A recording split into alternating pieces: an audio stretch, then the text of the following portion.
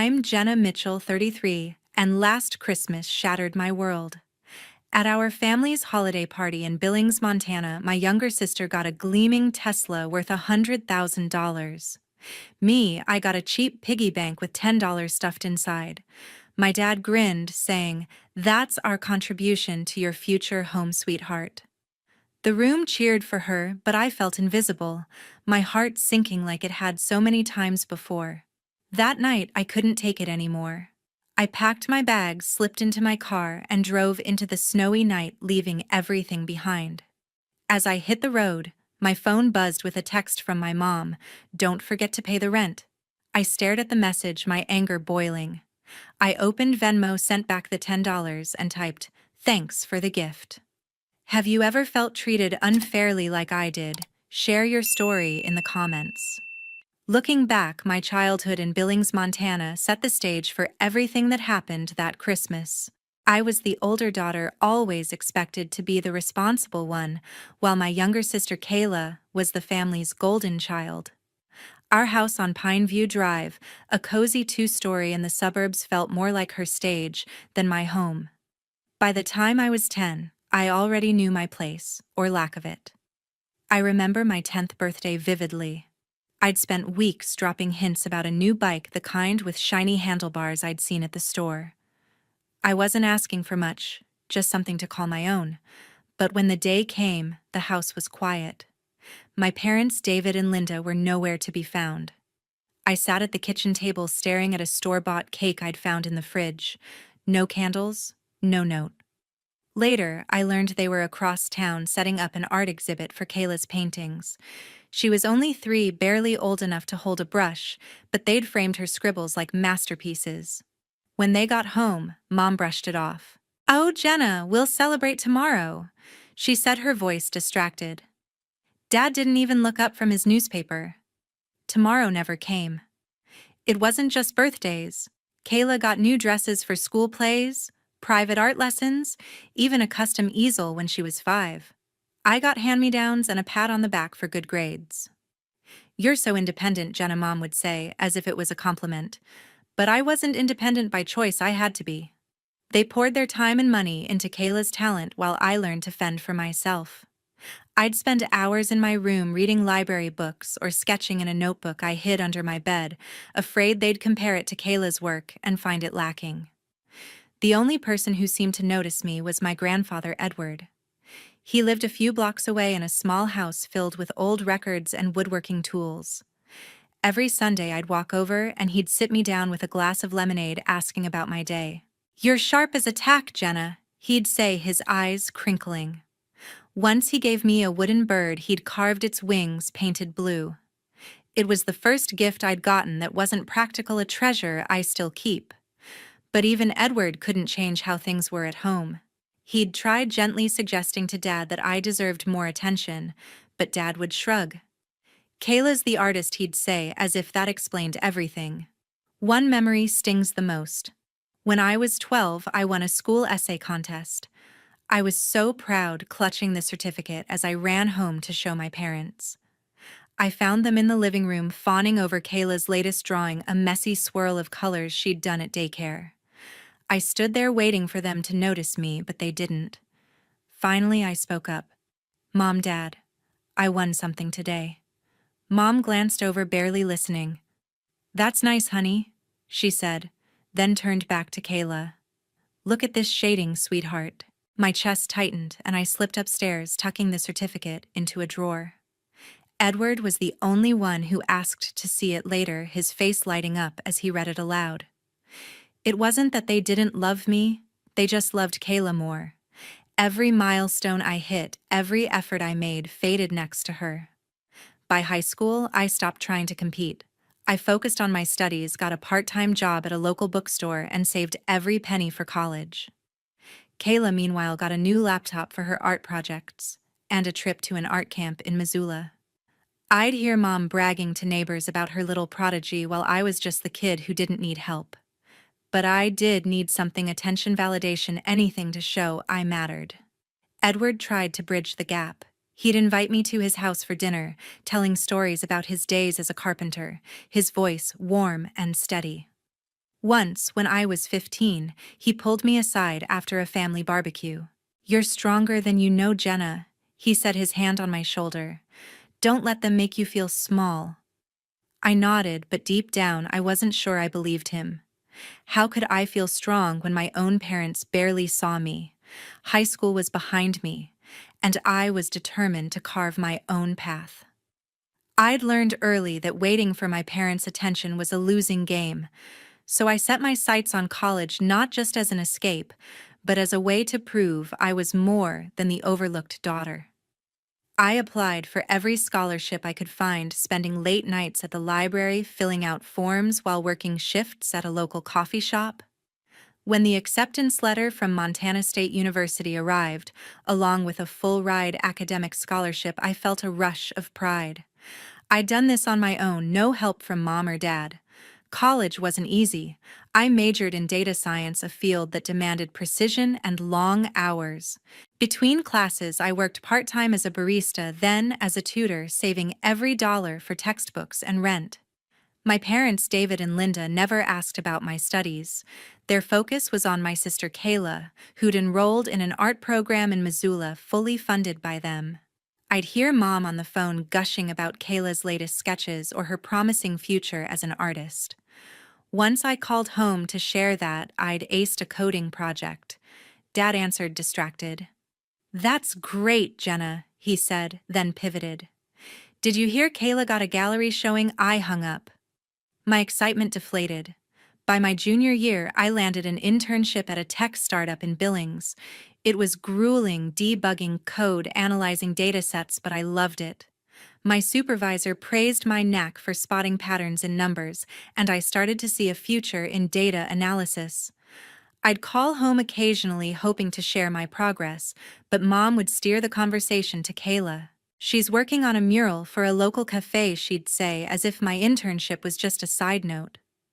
I stopped calling as often. After graduation, I got a full-time job as a data analyst at a mid-sized firm in Billings. The pay was decent enough to move into a small apartment downtown. I'd spend evenings refining my skills, taking online courses in machine learning to stay ahead. My first big break came when I built a predictive model that saved the company thousands. My boss called it game-changing and gave me a raise. I was thrilled, thinking maybe now my parents would notice. I invited them to dinner at my place to share the news. They showed up late, talking about Kayla's latest commission, a logo for a boutique. "She's so talented," Mom said, barely touching the meal I'd spent hours preparing. Dad nodded, adding, "Her work's going viral online." I swallowed my disappointment and didn't bring up my raise. That's when I met Leslie Hayes, a colleague who became my lifeline. Leslie was a senior analyst, sharp and kind, with a knack for seeing through office politics. We bonded over late-night projects and coffee runs. One day, after a team meeting where I presented a new dashboard, Leslie pulled me aside. "Jenna, you're killing it," she said, her voice genuine. "Don't let anyone make you feel small." It was the first time someone saw my effort without comparing me to anyone else. We started grabbing lunch together, and she'd listen as I vented about my family. "You're building something amazing," she'd say. "They'll regret not seeing it." Her words kept me going. Kayla, meanwhile, was chasing her art career backed by our parents. They paid for her apartment, her supplies, even her trips to art fairs. I'd see posts on social media, Kayla at a gallery opening, Mom and Dad beaming beside her. Once I ran into them at a cafe in Billings. I'd just finished a long day at work and was grabbing a coffee. Mom spotted me and waved me over. "Jenna, you should see Kayla's new portfolio," she said, pulling out her phone. I forced a smile, but inside I was screaming. They didn't ask about my job. My life, nothing. I left the cafe feeling like a stranger in my own family. Leslie noticed the change in me after that. Over drinks one evening, I told her how my parents' focus on Kayla made me feel invisible. She leaned forward, her eyes steady. "You're not invisible, Jenna. You're a rock star at work, and you did it all yourself. That's power." Her words hit hard. For the first time, I started to believe my worth didn't depend on their approval. Leslie became more than a colleague, she was the friend who saw me when no one else did. By my late 20s, I was climbing the ladder at work, earning respect from my team. I'd present at industry meetups, even spoke at a regional tech conference. Each step forward felt like a victory, but a small part of me still hoped my parents would notice. I'd send them texts about my achievements, a promotion, a new project, but their replies were short, always circling back to Kayla. She just signed a contract with a gallery in Seattle, Dad texted once, ignoring my news. I stopped expecting more. As Christmas approached, I felt a flicker of hope. Maybe this year they'd see me. I poured my energy into planning gifts, thinking a family gathering might finally bridge the gap. I started early, weeks before the big day. My apartment in downtown Billings became a makeshift gift wrapping station.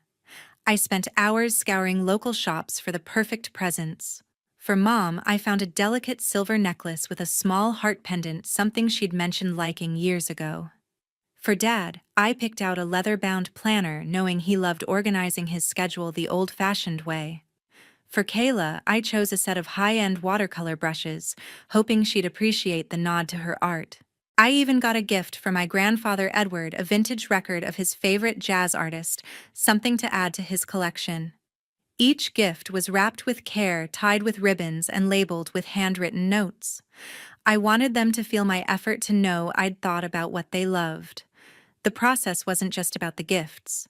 I helped Mom plan the menu, suggesting her favorite pecan pie recipe and offering to bring a homemade cranberry sauce. She seemed distracted on the phone, mentioning Kayla's latest art project, but I brushed it off. "I'll handle the salad too," I told her, keeping my voice upbeat.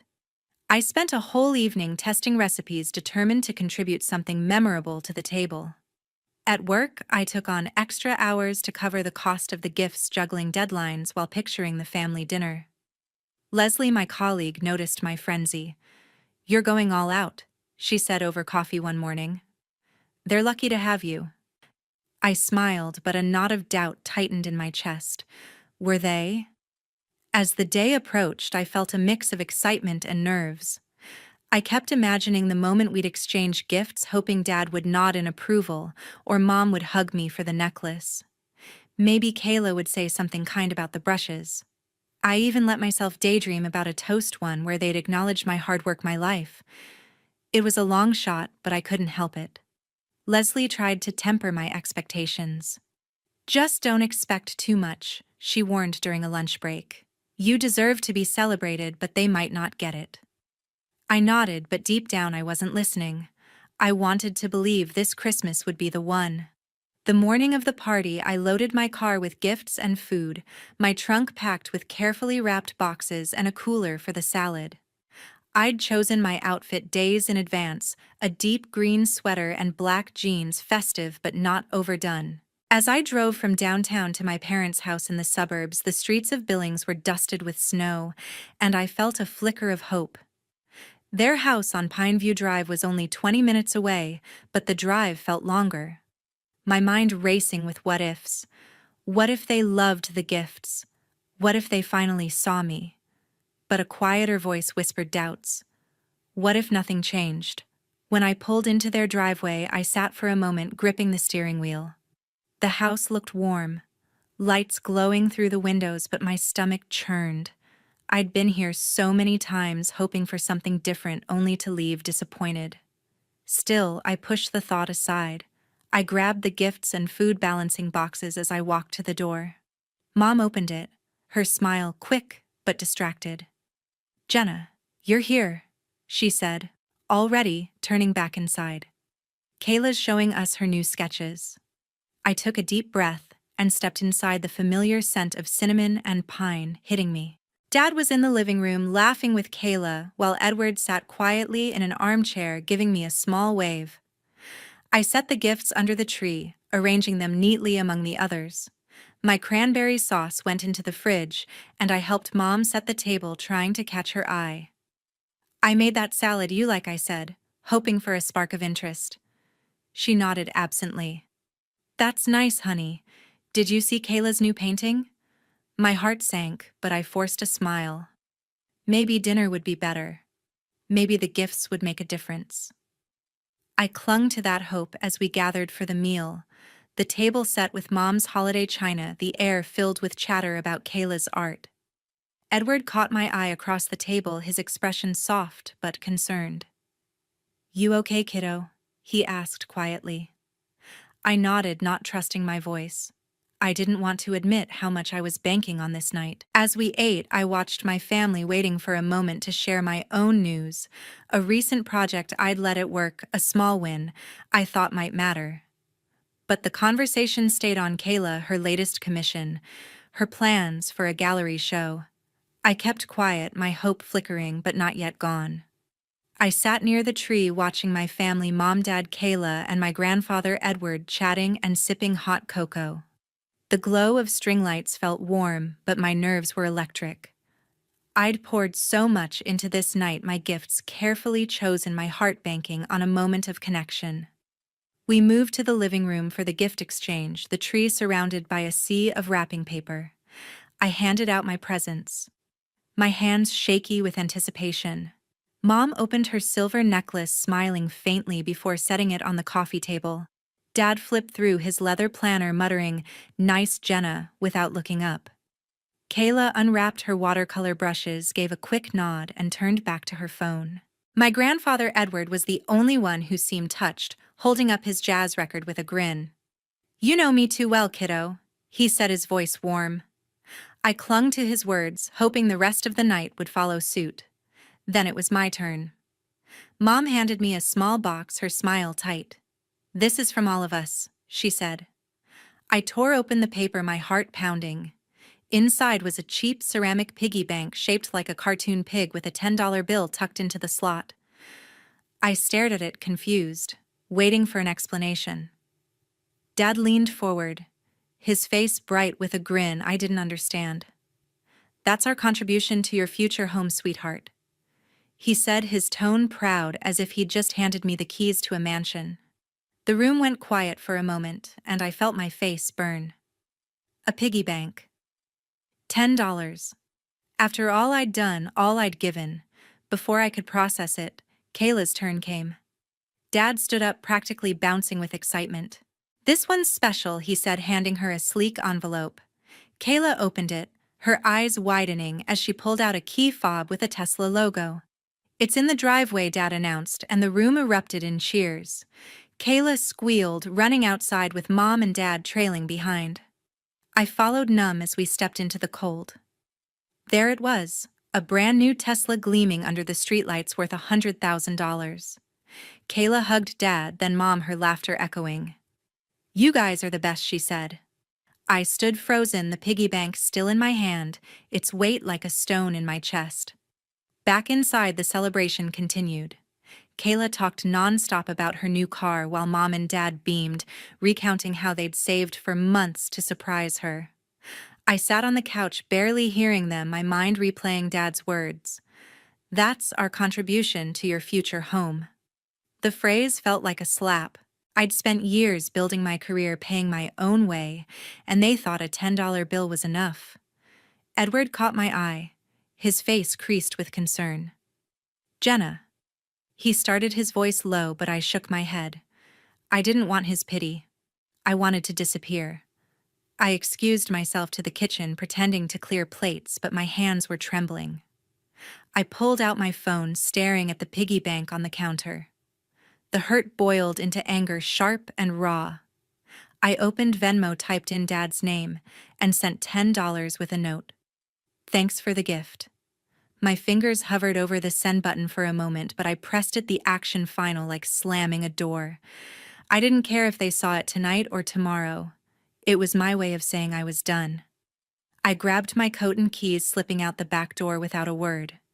The snow was falling harder now, blanketing the driveway where Kayla's Tesla sat, a monument to everything I'd never been given.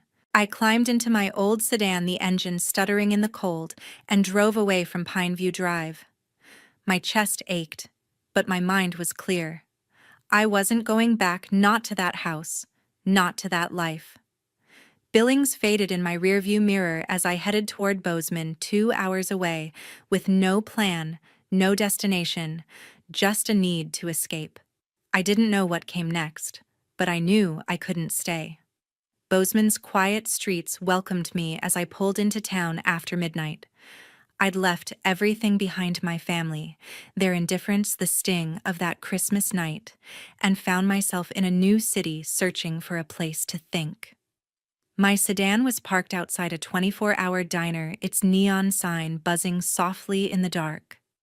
I stepped inside, the warmth hitting my face, and slid into a booth, ordering a coffee to steady my nerves. My hands were still shaking, not from the cold, but from the weight of walking away. The diner was nearly empty, just a couple of late-night travelers and a waitress humming to herself. I stared at the steam rising from my mug, trying to piece together what came next. My phone sat silent on the table, no more texts to mom or dad, no more hoping for their approval. I was done chasing a family that didn't see me, but the hurt lingered sharp and heavy, and I wasn't sure how to let it go. That's when Brandon Newman walked in. I recognized him from a tech meetup in Billings months ago, a software engineer with a quick wit and an easy smile. He shook snow off his coat and spotted me, his eyes lighting up. "Jenna Mitchell, what's got you out here so late?" he asked, sliding into the booth across from me. His tone was light, but his gaze was steady, like he could tell I was carrying something heavy. I managed a small smile. "Just needed a change of scenery," I said, dodging the truth. He didn't push, just ordered a coffee and settled in. We talked about nothing at first: work, the weather, Bozeman's quirky charm. But the diner's quiet hum and Brandon's calm presence pulled the truth out of me. I told him about the Christmas party, the piggy bank, the Tesla for Kayla, and Dad's careless words about my future home. My voice cracked as I spoke, but I didn't stop. Brandon listened, his expression soft but focused, no judgment in his eyes. When I finished, he leaned forward. "That's not fair, Jenna," he said. "But you're more than their mistakes. You've built a life they can't touch." His words landed like a spark. I'd spent so long measuring myself against my family's indifference, but Brandon saw something else, someone who'd fought for every step forward. We talked for hours, the conversation shifting from my pain to his own story. He'd left a small town where no one believed in his dreams, moving to Bozeman to start over. "You don't need their approval to be whole," he said, his voice firm. "Focus on what makes you feel alive. Your work, your passions, that's what matters."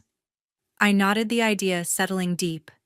I'd been a data analyst, a problem solver, a survivor. Maybe that was enough. The clock ticked past 3 a.m., but I didn't care. Brandon's encouragement felt like a lifeline, pulling me toward something new.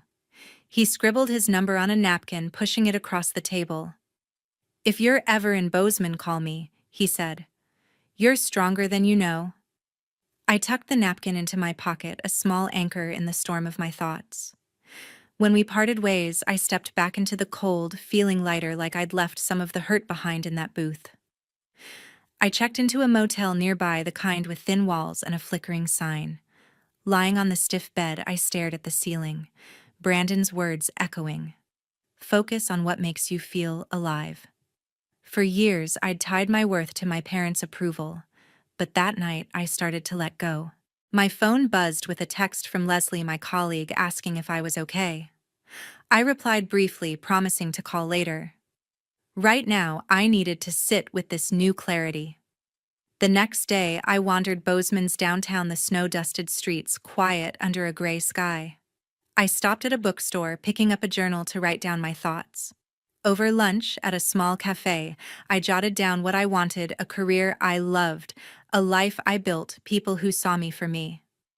Brandon's advice stuck: focus on my passions. Data analysis was my strength, my way of making sense of chaos. I wasn't ready to forgive my family, but I was ready to stop letting them define me. That evening, I called Brandon to thank him. "You didn't have to listen, but you did," I said, my voice steady. He laughed softly. "Anytime, Jenna. You've got this." His confidence in me felt like a gift, one I hadn't expected but desperately needed. Bozeman was just a stop, but it was where I started to see a path forward. I wasn't sure where I'd end up, but I was ready to find out. After that night in the diner, I decided to stay to build something new, away from the shadows of my past. My first step was finding a place to live. I spent days scouring listings, visiting apartments with creaky floors and small windows until I found a one-bedroom unit downtown just blocks from Main Street. It wasn't much, a tiny kitchen, a view of a brick wall, but it was mine. I signed the lease, my hands steady, feeling the weight of a decision that was entirely my own. Next, I needed to sort out work. My data analyst job in Billings was stable, but commuting 2 hours each way wasn't an option. I met with my boss over a video call explaining I wanted to relocate. Bozeman's got a growing tech scene, I said, pitching a transfer to our satellite office there. She hesitated, citing logistics, but I'd prepared a plan outlining how I'd maintain my projects remotely and visit Billings for key meetings. She agreed, and within a week I was setting up a desk in the Bozeman office surrounded by new faces and the hum of opportunity. The work was familiar, crunching numbers, building models, but the change of scenery made it feel different, like I was rewriting my story. Settling into Bozeman wasn't just about logistics. It was about healing. The hurt from my family's rejection still lingered, a dull ache that surfaced in quiet moments. I knew I needed help to move forward, so I searched for a therapist. That's how I found Dr. Ellen Lawson, a psychologist with a small practice near the university. Her office was warm with soft lighting and a bookshelf packed with titles on resilience. During our first session, I sat on her couch clutching a tissue and poured out years of frustration, Kayla's favored state as David, and Linda's indifference, the piggy bank that broke me.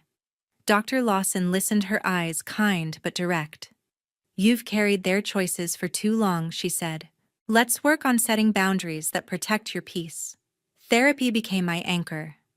Every Wednesday, I'd sit with Dr. Lawson, untangling the knots of my past. She helped me see that my family's actions weren't a reflection of my worth. "You've built a life through your own strength," she said one session, her voice calm but firm. "Now it's about owning that." I started journaling after our talks, scribbling thoughts about who I wanted to be, someone who didn't need David or Linda's approval, someone who could stand tall on her own. The hardest step was cutting contact. My phone still buzzed with messages from Mom asking why I'd left the Christmas party so suddenly, or from Dad, oblivious as ever, sharing updates about Kayla's art. Each text felt like a pullback to the life I was trying to escape. One night, sitting in my new apartment, I made a choice. I opened my phone, blocked Mom's number, then Dad's, then Kayla's. My finger hovered over Edward's name. My grandfather had always been kinder, but I blocked him too, needing a clean break. It wasn't anger, it was survival. I needed space to build a life that wasn't defined by their neglect. Leslie, my colleague from Billings, was my lifeline during the transition. She drove up to Bozeman one weekend bringing takeout and a bottle of wine. We sat on my couch, still surrounded by unpacked boxes, and I told her about the move, the job transfer, and therapy. "You're doing the hard stuff," she said, raising her glass. "Most people wouldn't have the guts." Her support reminded me I wasn't alone, even if my family was no longer part of my world. We laughed about office gossip and planned a hike in the Bridger Mountains, a small step toward making Bozeman home. Work kept me grounded. The Bozeman office was smaller, but the projects were challenging, and I threw myself into them. I led a team on a new client dashboard, earning praise from my manager for its efficiency. Outside of work, I explored Bozeman's quirks: local coffee shops, a farmer's market, a bookstore where I'd spend hours browsing. Each small discovery felt like a brick in the foundation of my new life. I even started running something I'd never done before, jogging along trails near the Gallatin River, the rhythm of my steps clearing my mind. Dr. Lawson's sessions gave me tools to keep going.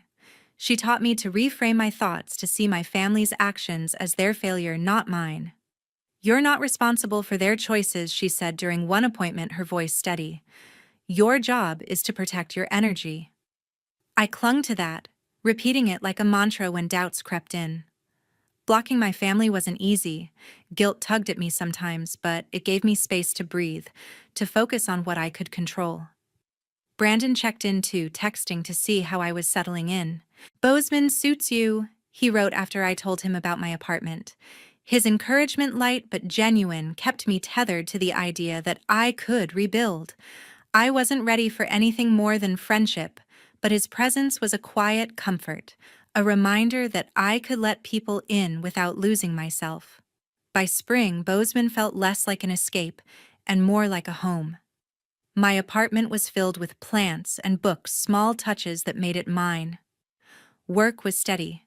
Therapy was helping, and I was learning to let go of the past. Months after settling in, I threw myself into my career with a focus I hadn't felt before. My work as a data analyst at the Bozeman office was demanding, but I thrived on it, building dashboards and predictive models that turned raw numbers into actionable insights. The tech scene here was vibrant, and I was determined to make my mark. That spring, I led a project for a local startup designing a system to optimize their supply chain. The client was thrilled, and my manager nominated me for the Montana Tech Innovators Award, a statewide recognition for young professionals. I didn't expect to win, but when my name was announced at the ceremony in Missoula, I stood frozen, clutching the glass trophy, my heart racing with pride. For the first time, I felt seen not by my family, but by a community that valued my work. The award opened doors. I was invited to speak at a regional tech conference sharing my approach to data-driven solutions. Standing on stage, I looked out at the crowd: engineers, entrepreneurs, students, and felt a surge of confidence. This was my world, one I'd built through years of hard work. After the talk, people approached me, asking questions, exchanging business cards. I left the conference buzzing my phone full of new contacts, my mind alive with possibilities. Back in Bozeman, I joined a local tech meetup, a group of coders and analysts who met weekly at a brewery. They welcomed me warmly, and I found myself laughing over IPAs, swapping ideas about algorithms and startups. It was the kind of connection I'd never had in Billings. Leslie was a constant in this new life. She'd visit from Billings every few weeks, crashing on my couch and filling my apartment with her energy. One Saturday, we hiked up to Palisade Falls, the trail winding through pine forests. As we sat by the waterfall, she grinned at me. "You're killing it, Jenna," she said, tossing a pebble into the stream. "This award, the conference, you're unstoppable." I laughed, brushing off the compliment, but her words stuck. Leslie had seen me at my lowest, and now she was cheering me on as I climbed. We spent the evening cooking dinner together, her stories about office drama making me grateful I'd left that world behind. Brandon was another anchor. Our friendship had grown since that night in the diner built on late-night texts and coffee runs. He'd moved to Bozeman for a new job, and we started meeting up regularly, grabbing burgers at a local joint or walking along the Gallatin River. One evening, as we sat on a bench watching the sunset, he turned to me. "You've got this fire in you now," he said, his voice warm. "It's like you're finally free." I smiled, feeling the truth of it. Brandon didn't push me to be anything other than myself, and that made all the difference. We weren't dating, not yet, but his presence gave me a steadiness I hadn't known I needed. Building a community wasn't just about Leslie and Brandon. Through the tech meetup, I met Sarah, a web developer with a sharp sense of humor, and Mike, a startup founder who loved debating AI ethics. We started a group chat, planning trivia nights and weekend hikes. For the first time, I had friends who didn't know my family's history, who saw me as Jenna, the analyst with big ideas, not the daughter who'd been overlooked. We'd spend hours at a cafe on Main Street sketching out business ideas or just talking about life. Their support made Bozeman feel like home, a place where I could be myself without apology. My therapy sessions with Dr. Lawson kept me grounded. She'd help me set boundaries with my family, and now we focused on sustaining my growth. "You're claiming your space," she said during one session, her pen tapping her notebook. "Keep nurturing that." I took her advice, pouring energy into my career and friendships. The award was a milestone, but it was the daily choices, showing up at work, saying yes to a hike, texting Brandon a bad joke that made me feel alive. I was no longer the woman who'd left Billings in tears. I was someone new, confident in her own skin. I hadn't heard from David, Linda, or Kayla since I blocked their numbers. Sometimes I wondered about Edward, but I wasn't ready to reach out. The silence was freeing, like shedding a weight I'd carried too long. My life was full now, work, friends, a sense of purpose. At the tech meetup one evening, Sarah raised a glass to me. "To Jenna for showing us how it's done," she said, and the group cheered. I laughed, my cheeks warm, but I felt it a deep, unshakable confidence. I was exactly where I was meant to be. This was my life, and I was owning it. The summer in Bozeman was vibrant, but a shadow loomed. I'd built a life I was proud of, my career, soaring, my friends a steady anchor, but whispers from Billings reached me through Leslie. She'd heard from a mutual acquaintance that my family was unraveling. David, my father, had lost his job at the construction firm where he'd worked for years, a casualty of corporate downsizing. The news didn't surprise me.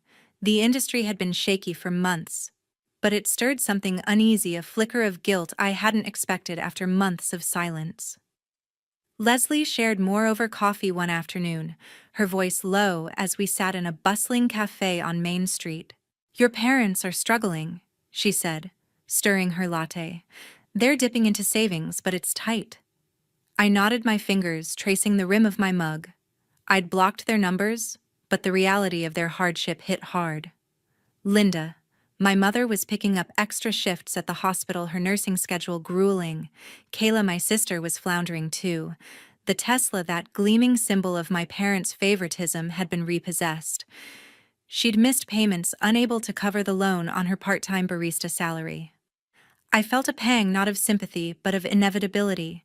They'd built their lives on fragile ground. I tried to focus on my work, diving into a new project analyzing customer data for a Bozeman retailer. But the news gnawed at me. I discussed it with Dr. Lawson during our next therapy session, her office a quiet refuge. "You're feeling the pull of their chaos," she said, her eyes steady. "But you don't owe them a rescue." Her words grounded me, reminding me why I'd walked away. I'd spent years carrying their neglect. Their struggles weren't my burden to bear. Still, the thought of their downfall left a bitter taste, a mix of vindication and unease. Then Kayla reached out. I'd blocked her number, but she sent an email, the subject line a blunt, "We need to talk." I hesitated, my cursor hovering over the delete button, but curiosity won. Her message was a torrent of anger and desperation. She wrote about David's unemployment, the mounting bills, the repossessed Tesla.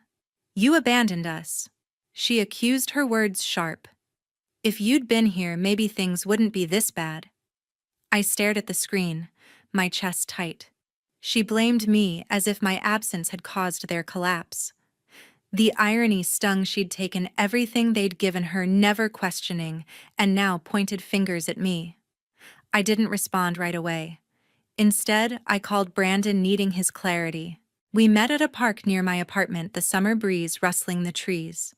I read him Kayla's email, my voice shaking. "She thinks I'm the reason they're falling apart," I said, folding the phone away. Brandon leaned back, his expression calm but firm. "They made their choices, Jenna," he said. "You didn't cause this. You're not their savior." His words echoed Dr. Lawson's, reinforcing the boundary I'd set. I wasn't responsible for their mistakes, no matter how much Kayla tried to guilt me. Leslie weighed in too, over a hike in the Bridger Mountains. "Kayla's lashing out because she's scared," she said, adjusting her backpack. "But you can't let her drag you back." I nodded, the trail's incline mirroring the effort it took to hold my ground. My friends saw what Kayla couldn't. I'd built a life free of their dysfunction. Still, her email lingered, a reminder of the family I'd left behind. I journaled about it, filling pages with thoughts of their struggles versus my peace. Dr.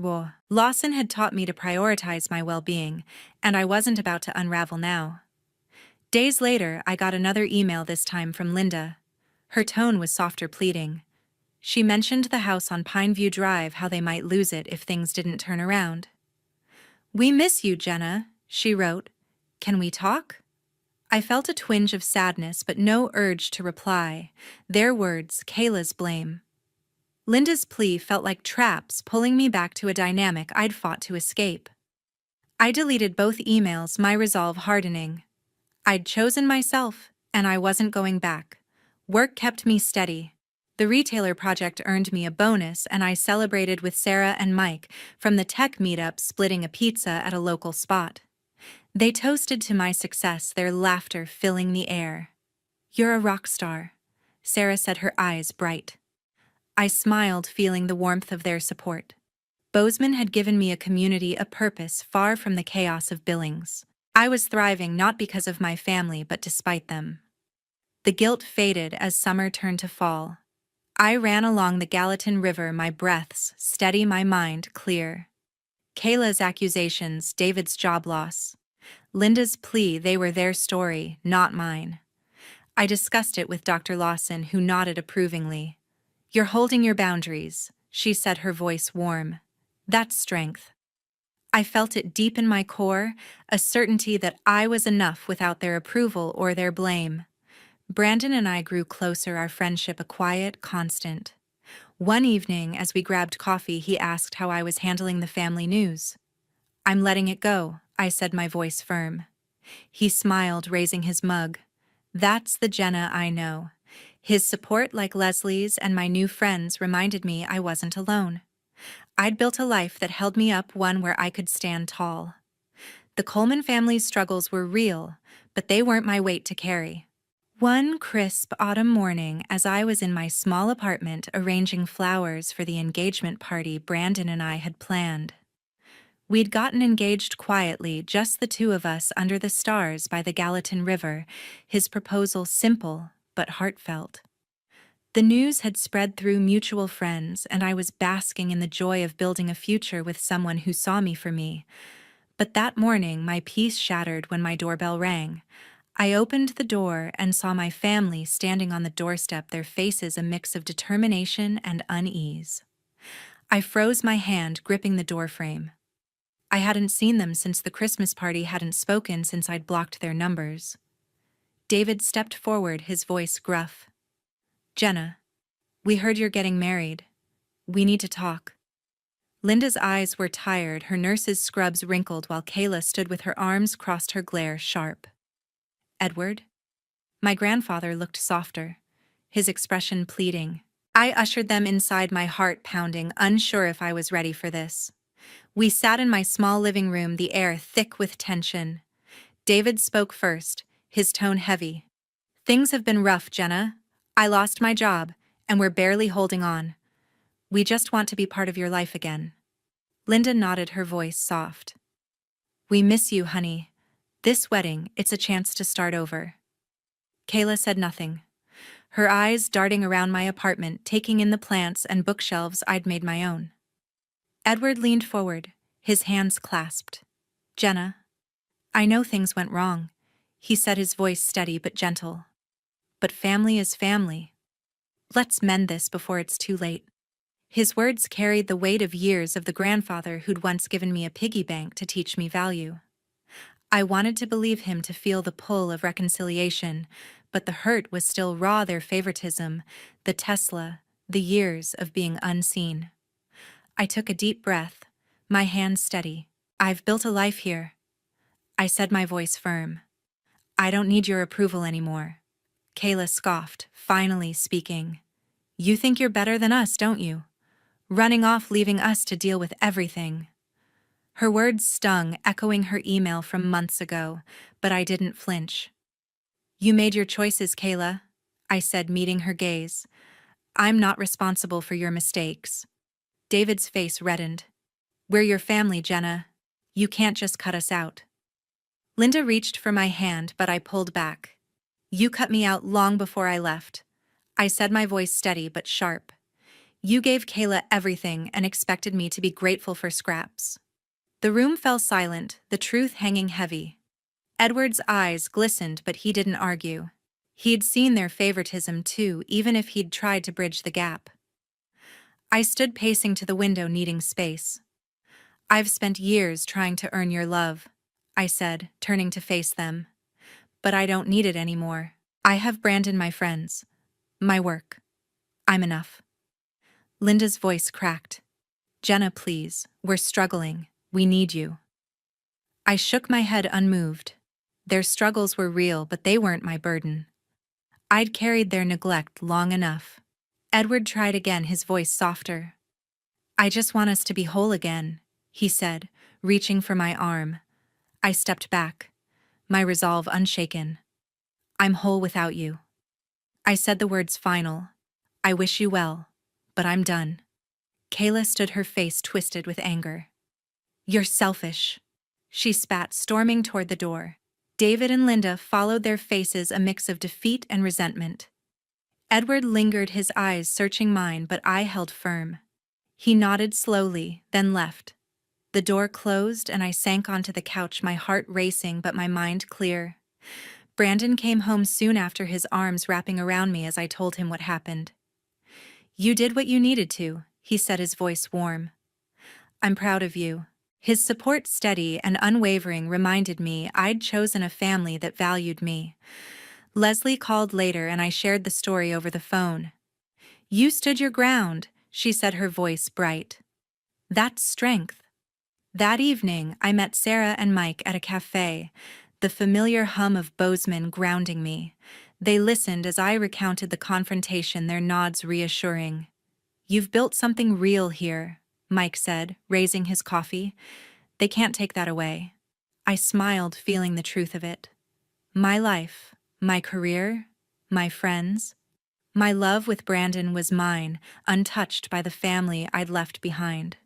Dr. Lawson's words echoed in my mind during our next session.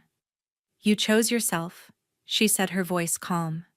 That's not selfishness, it's survival. I nodded, journaling later about the confrontation, the weight of their visit lifting as I wrote.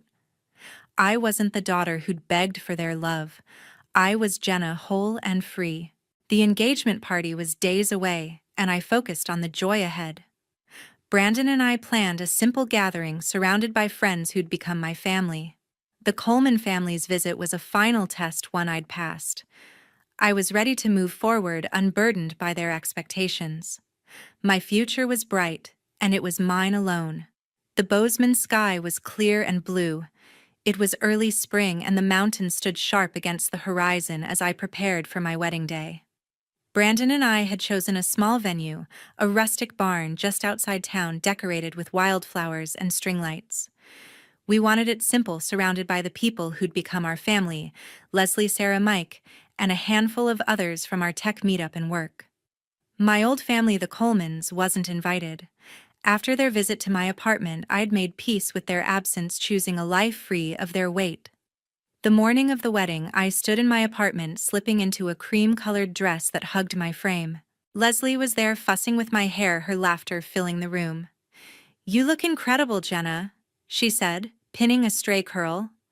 I smiled, feeling a warmth that came from being seen, truly seen by someone who'd stood by me through everything. Sarah arrived carrying a bouquet she'd arranged herself, her grin wide. This is your day, she said, handing me the flowers. Mike popped in with coffee, joking about keeping Brandon in line. Their presence grounded me, a reminder of the community I'd built. As I got ready, I pulled an old piggy bank from a shelf, the one Edward had given me as a child. It was chipped now, but it held memories of lessons about value, of the hurt when my parents overlooked me. I slipped a $10 bill inside, the crinkle of paper echoing in the quiet. To me, it wasn't about money anymore. It was a symbol of my freedom, of choosing myself over their expectations. I placed it back on the shelf, a quiet promise to never let anyone define my worth again. The ceremony was intimate, held in the barn's soft light. Brandon stood at the altar, his eyes bright as I walked toward him, Leslie by my side. Our vows were short but honest, promising to lift each other up, to build a life together. When he slipped the ring on my finger, I felt a surge of certainty. This was where I belonged. Our friends clapped, their cheers echoing through the wooden beams. Afterward, we danced under the stars, the music mingling with laughter. Leslie pulled me into a hug, whispering, "You've earned this happiness." I nodded, my throat tight, knowing she was right. Later, we gathered around a bonfire, the night crisp and clear. I stood with Brandon's arm around me, watching the flames. Sarah raised a glass, her voice carrying over the group. To Jenna and Brandon for building something real, she said. Everyone cheered and I felt a swell of gratitude. These were my people, the ones who'd shown me what family could mean. I didn't need David, Linda, Kayla, or even Edward to feel whole. I'd found that within myself. As the night wound down, I stepped away to a quiet corner holding a glass of wine. I thought about the journey that brought me here, the years of feeling invisible, the Christmas party that broke me the courage to leave Billings behind. I'd rebuilt my life in Bozeman piece by piece, through work therapy and friendships. Dr. Lawson's words rang in my mind, "You chose yourself." I had, and it led me to this moment surrounded by love that didn't come with conditions. I rejoined the group sitting beside Brandon. He squeezed my hand, his smile soft. "Happy?" he asked. "More than I thought possible," I said, leaning into him. The fire crackled, and I felt a lightness I'd never known. I wasn't the girl who'd begged for her family's approval. I was Jenna Mitchell, a woman who'd fought for her own worth and won. Before the night ended, I gathered everyone for a toast.